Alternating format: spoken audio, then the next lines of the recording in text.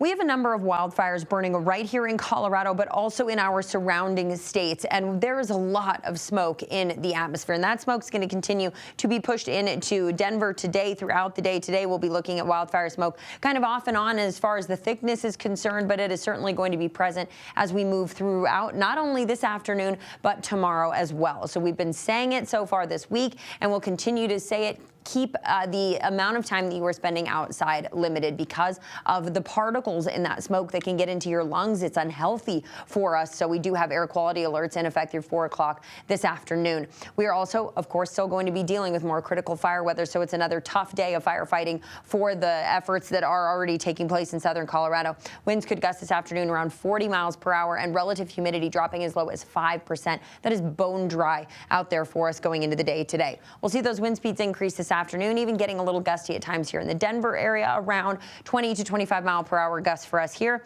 We'll see some stronger winds this afternoon and evening in southeastern Colorado, and then by tomorrow, another breezy day with more shifting wind out there for tomorrow afternoon. So several days here where we're going to be up against it, and unfortunately, our satellite and radar is going to stay mostly quiet. There's not much going on. We had a little bit of rain and a few storms move through late yesterday. Unfortunately, we saw the impacts of some of these storms with lightning strikes causing fires. So the wet weather, or the stormy weather, I should say, is certainly not a welcome thing. Of course, we love to see the rain, but the lightning that comes along with it, the gusty wind that comes along with it, just causes more concern out there when it comes to new fires starting and trying to knock down some of the fires with the gusty wind that we'll be dealing with.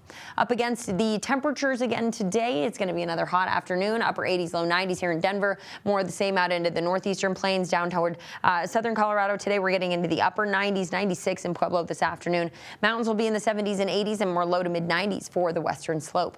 As I mentioned, we do have a chance that we could see a few very scattered showers and a couple of storms again this afternoon.